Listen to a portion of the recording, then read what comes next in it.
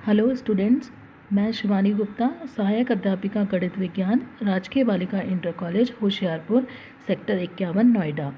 आज हम गणित विषय का अध्ययन करेंगे, जिसमें मैं आज आपको चैप्टर 3 निर्देशांक ज्यामिति, जिसको इंग्लिश में कोऑर्डिनेट ज्योमेट्री भी कहते हैं, का परिचय कराऊंगी। इसके अंतर्गत निम्न बिंदु हैं। नंबर 1, इतिहास एवं परिभाषा। नंबर 2, निर्देशांक ज्यामिति के अनुप्रयोग। नंबर 3, क्षैतिज रेखा, ऊर्ध्वाधर रेखा, निर्देशांक, चतुर्थांश के बारे में जानकारी।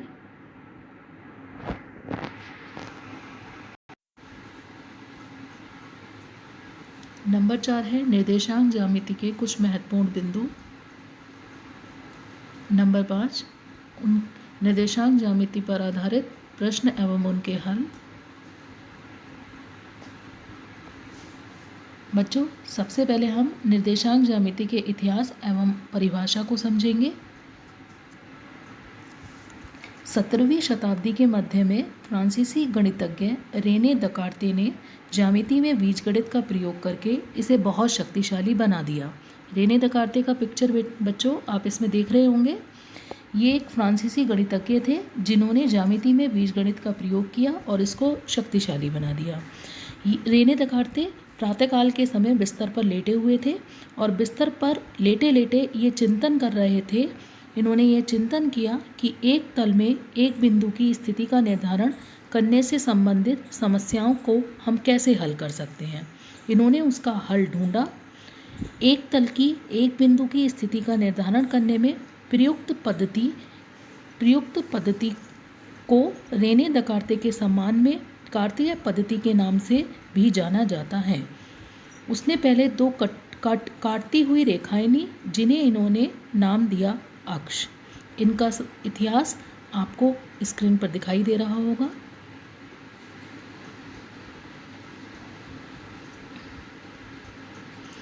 निर्देशांक ज्यामिति में सबसे पहले हम ज्यामिति के बारे में पढ़ेंगे। ज्यामिति के पिता यूक्लिड को माना जाता था। ये एक महान गणितज्ञ थे। ज्यामिति गणित की एक ऐसी शाखा है जिसके अंतर्गत बिंदुओं, रेखाओं, वक्रों का अध्ययन किया जाता है। निर्देशांक ज्यामिति एक बीजीय साधन है जिसके द्वारा आकृतियों की ज्यामिति का अध्ययन किया जाता है। निर्देशांक ज्यामिति को इंग्लिश में हम कहते हैं कोऑर्डिनेट ज्योमेट्री। जैसे कि मैंने परिभाषा में भी शो कर रखा है कि निर्देशांक ज्यामिति गणित की वह शाखा है जिसमें समतल पर बिंदुओं की स्थिति को दो संख्याओं के जोड़े से परिभाषित किया जाता है। ये जो दो बिंदु होते हैं जिसके द्वारा हम इसको परिभाषित करते हैं, उसको हम कहते हैं निर्देशांक, और निर्देशांक को इंग्लिश में कहते हैं कोऑर्डिनेट। निर्देशांकों में से x को भुज और y को कोटि कहा जाता है। जब ये निर्देशांक पता नहीं होते तो उनकी जगह पे ब्रैकेट में x, y लिखते हैं। अब हम पढ़ेंगे निर्देशांक ज्यामिति के अनुप्रयोगों के बारे में, यानी एप्लीकेशंस ऑफ कोऑर्डिनेट ज्योमेट्री। निर्देशांक ज्यामिति का प्रयोग दो बिंदुओं के बीच की दूरी को ज्ञात करने में किया जाता है। नंबर 2, किसी भी रेखाखंड के मध्य बिंदु और उसकी समीकरण को ज्ञात करने में इसका प्रयोग किया जाता है। नंबर 3, एक रेखा समांतर है या लंब है, इसका निर्धारण भी हम निर्देशांक ज्यामिति के द्वारा कर सकते हैं। अब हम पढ़ेंगे क्षैतिज रेखा, ऊर्ध्वाधर रेखा, निर्देशांक, चतुर्थांश के बारे में।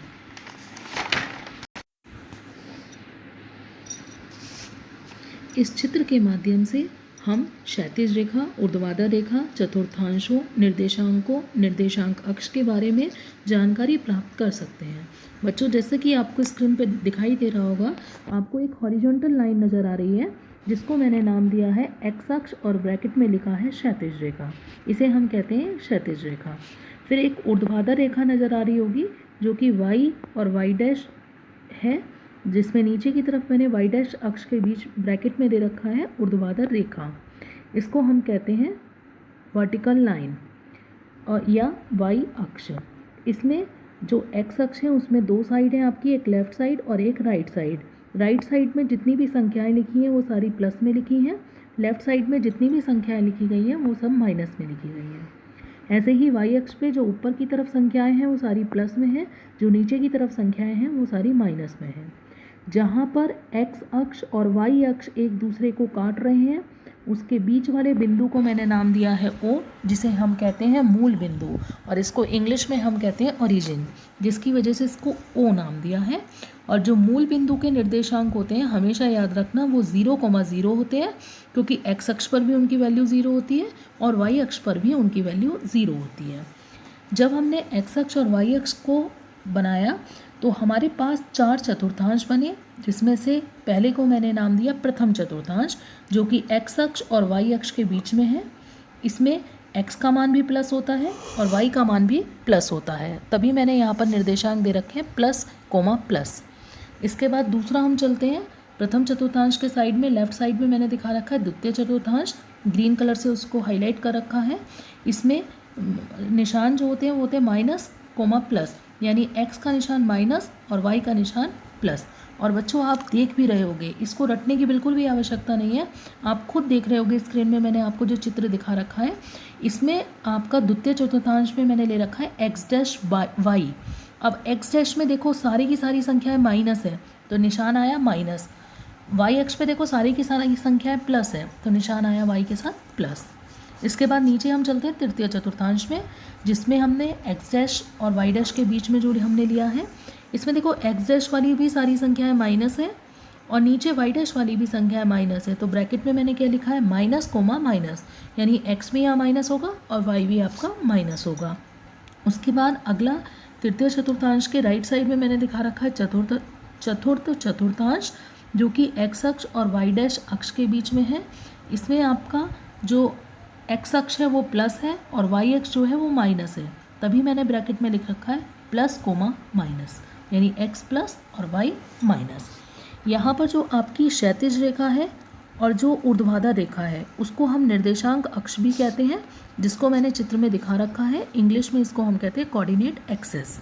अगर आपसे कोई पूछे निर्देशांक अक्ष कौन सी होती है तो वो है आपकी एक्स अक्ष और आपकी वाई अक्ष, यानी क्षैतिज रेखा और ऊर्ध्वाधर रेखा। अब बात आती है समतल यानी प्लेन सरफेस की, जिससे हम इस क्षैतिज और ऊर्ध्वाधर रेखाओं को कवर करते हैं, जिस प्लेन के द्वारा जिसके चारों तरफ हम जिन क्षैतिज रेखा और ऊर्ध्वाधर रेखा के चारों तरफ एक जो प्लेन बनाते हैं उसको हम कहते हैं प्लेन, यानी कि प्लेन सरफेस यानी कि समतल। अब बच्चों जैसे कि अगर हमसे कोई पूछे कि आप अपने घर के बारे में बताइए कि आपका घर कहाँ है, तो आप क्या क्या बताओगे? उसको बताओगे भाई गली नंबर इतने में आना, हाउस नंबर इतने में आना, तभी तो वो पहचान पाएगा कि हाँ ये भाई आपका घर है। ठीक उसी तरीके से अगर आप इन चतुर्थांशों में आपको किसी बिंदु की स्थिति के बारे में बताना है तो वहाँ पर आपको उनके निर्देशांकों के बारे में बताना पड़ेगा। निर्देशांक मैंने आपको पहले ही बताए थे, 2 होते हैं, एक एक्स और एक वाई। जैसा कि मैंने चित्र में दिखा रखा है, अगर आप 2,2 को दिखाना चाह रहे हैं तो इसका मतलब कि एक्स अक्ष पर आपकी वैल्यू 2 है और वाई अक्ष पर भी वैल्यू कितनी है आपकी 2।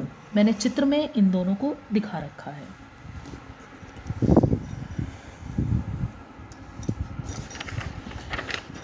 अब हम निर्देशांक ज्यामिति पर आधारित कुछ महत्वपूर्ण बिंदुओं पर ध्यान देंगे, जिसमें पहला पॉइंट है एक तल में स्थित एक वस्तु या एक बिंदु का स्थान निर्धारण करने के लिए 2 लांबिक रेखाओं की आवश्यकता होती है, जिसमें से एक क्षैतिज होती है और दूसरी ऊर्ध्वाधर होती है। बच्चों वो मैंने अभी आपको चित्र के माध्यम से समझा दिया था कि कौन सी आपकी हॉरिजॉन्टल यानी क्षैतिज लाइन है और कौन सी आपकी वर्टिकल यानी कि ऊर्ध्वाधर लाइन है। सेकंड है तल को कार्तीय या निर्देशांक तल कहा जाता है और रेखाओं को निर्देशांक अक्ष कहा जाता है। ये बात भी मैंने आपको चित्र के माध्यम से समझा दी थी कि जो आपकी ऊर्ध्वाधर रेखा है और जो क्षैतिज रेखा है उसके बाहर अगर हम एक प्लेन बना देते हैं या प्लेन सरफेस बना देते हैं या फिर एक समतल बना देते हैं तो उसको हम कार्तीय तल या फिर निर्देशांक तल कहते हैं। और निर्देशांक अक्ष के बारे में भी मैंने आपको चित्र के माध्यम से समझा दिया था कि जो आपकी एक्स अक्ष है और जो वाई अक्ष है उन दोनों को हम कहते हैं निर्देशांक अक्ष। नंबर थर्ड पॉइंट है क्षैतिज रेखा को एक्स अक्ष और ऊर्ध्वाधर रेखा को वाई अक्ष कहा जाता है। ये भी चित्र में दर्शा रखा है कि जो आपकी हॉरिजॉन्टल लाइन है वो क्षैतिज रेखा है और जो आपकी खड़ी लाइन है यानी वर्टिकल लाइन है वो वाई अक्ष है।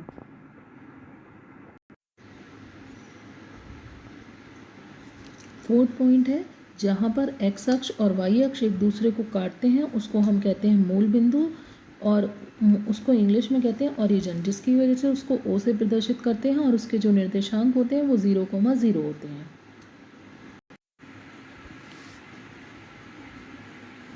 फिफ्थ पॉइंट है निर्देशांक अक्ष तल को 4 भागों में बांटते हैं जिन्हें चतुर्थांश कहा जाता है। अभी चित्र के माध्यम से मैंने आपको प्रथम, द्वितीय, तृतीय, चतुर्थांश के बारे में बता दिया और उसमें भी ये बता दिया कि x का मान किस में प्लस रहेगा और किस में माइनस रहेगा। अब नेक्स्ट है मूल बिंदु के निर्देशांक 0,0 होते हैं। ये चीज़ भी बता दी कि x अक्ष और y अक्ष जहाँ पर काटते हैं वहाँ पर उस बिंदु को मूल बिंदु कहते हैं और उसके निर्देशांक 0,0 होते हैं। यदि एक बिंदु का भुज x हो और कोटि y हो तो x, y को बिंदु के निर्देशांक यानी कि कोऑर्डिनेट कहा जाता है। नेक्स्ट पॉइंट है y अक्ष से किसी बिंदु की दूरी को उसका x निर्देशांक या भुज कहा जाता है। यानी y अक्ष से अगर हम किसी बिंदु की दूरी को नाप रहे हैं तो हम उसको क्या कहेंगे, x निर्देशांक या भुज कहेंगे। ठीक इसका उल्टा है कि अगर x अक्ष से किसी बिंदु की दूरी को हम नाप रहे हैं तो उसका हम कोटि या फिर उसका y निर्देशांक कहेंगे।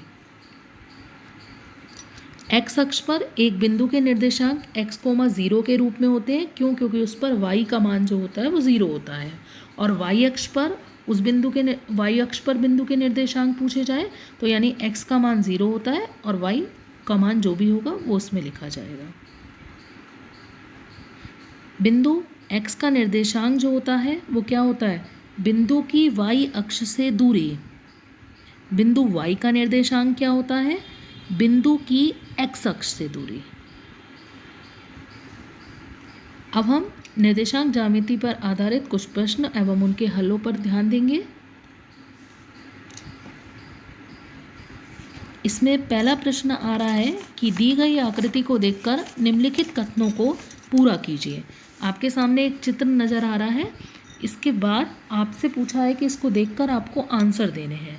फर्स्ट है बिंदु B का भुज और कोटि क्रमशः खाली स्थान और क्रमशः खाली स्थान है, अतः B के निर्देशांक खाली स्थान है। जैसा कि आपको चित्र में नज़र आ रहा है कि बिंदु B आपका राइट साइड में दे रखा है। अब राइट साइड में आप ये देखो कि यहाँ अगर हम किसी भी बिंदु के निर्देशांक लिखते हैं तो वो x, y के रूप में लिखते हैं। अब ये देखो कि बिंदु B में हमने x अक्ष पर हम कितना चले, x अक्ष पर हम 0 से लेकर 4 तक चले, तो यानी कि x निर्देशांक या भुज का मान आपका कितना हो जाएगा, 4। अब उसके बाद हमें निकालना है कोटि। ये देखो आप बिंदु B के लिए y अक्ष पर कितना चले, दिखाई दे रहा है आपको चित्र में कि हम 0 से लेकर 3 तक चले, यानी कि आपका जो y निर्देशांक है या कोटि का मान जो है वो कितना हो गया, 3। तो इस आधार पर बिंदु B के निर्देशांक बन गए हमारे x, y बराबर 4, 3, क्योंकि x निर्देशांक थे आपके 4 और y निर्देशांक थे आपके 3।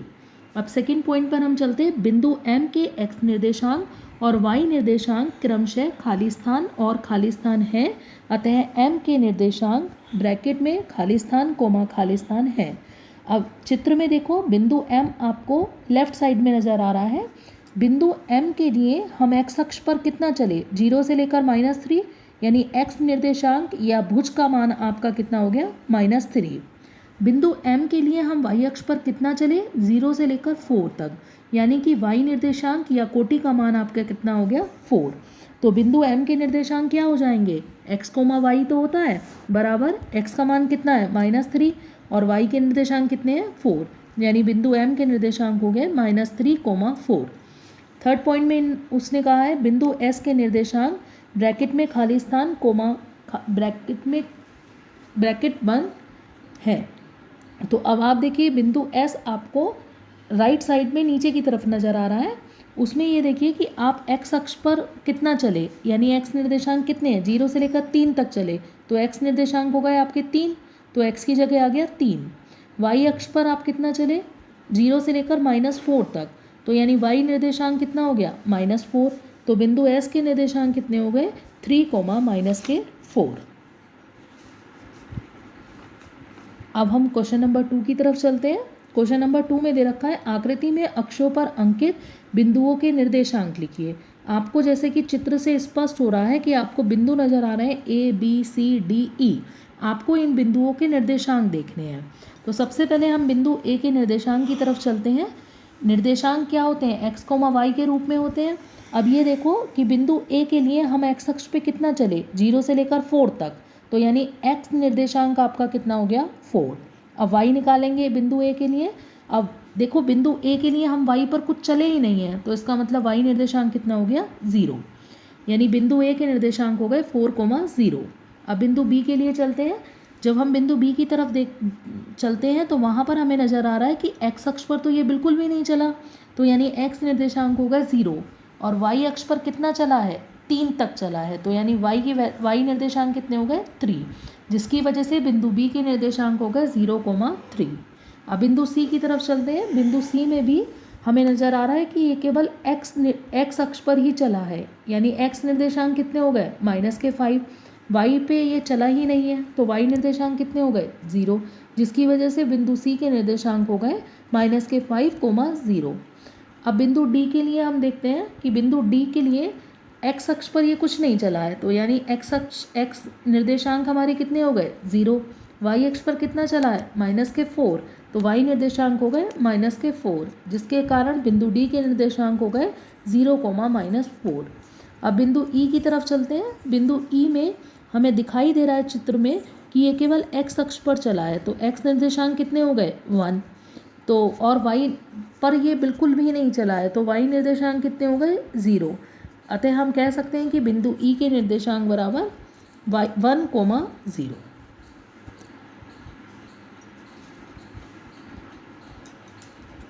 अब क्वेश्चन नंबर 3 की तरफ हम चलते हैं। उसमें कह रखा है कि कार्तीय तल में बिंदुओं 5, 0, 0, 5, 2, 5, 5, 2, -3, 5, -3, -5, 5, -3 और 6, 1 का स्थान निर्धारण कीजिए। बच्चों, कार्तीय तल को बनाने के लिए ग्राफ पेपर का हम प्रयोग करते हैं। इस ग्राफ पेपर को इस क्वेश्चन के बाद मैं आपको दिखाऊंगी कि ग्राफ पेपर किस तरीके का होता है। अब उस ग्राफ पेपर पर निर्धारण करने के लिए मैंने आपको एक चित्र बनाया है। आप इसको ग्राफ पेपर पर बनाएंगे। इसमें देखो सबसे पहला दे रखा है 5, 0। एक मैं बता रही हूँ, आगे के इसी तरीके से होंगे। 5, 0, 5 का मतलब है कि x निर्देशांक जो है वो आपके 5 है, यानी x निर्देशांक पर आपको x अक्ष पर आपको कितना चलना है 5 तक, वही मैंने चला है। फिर उसमें दे रखा है 5, 0, यानी y अक्ष पर बिल्कुल भी नहीं चला है, y निर्देशांक 0 है, तो y अक्ष पर हमें जाना ही नहीं है, तो हमारे पास x अक्ष पर ही आ गया 5, 0। नेक्स्ट एक और समझा देती हूँ। फिर है 0, 5, 0, 5 में x अक्ष पर बिल्कुल नहीं चला है, तभी तो x निर्देशांक 0 हुए, और y निर्देशांक 5 दे रखे हैं, यानी कि y अक्ष पर +5 चलना है, यानी ऊपर की तरफ चलना है। तो इसी तरीके से आप आगे के बिंदुओं की स्थिति का निर्धारण कर सकते हैं, और इन सवालों को हम हमेशा ग्राफ पेपर पर ही बनाते हैं। मेरे पास ग्राफ पेपर उपलब्ध नहीं था, जिसकी वजह से मैंने आपको इस पेपर पर समझा दिया है, लेकिन आप ग्राफ पेपर का ही प्रयोग करेंगे। ग्राफ पेपर कैसा होता है वो अभी मैं नेक्स्ट आपको मैं दिखाती हूँ कि ग्राफ पेपर किस तरीके का होता है।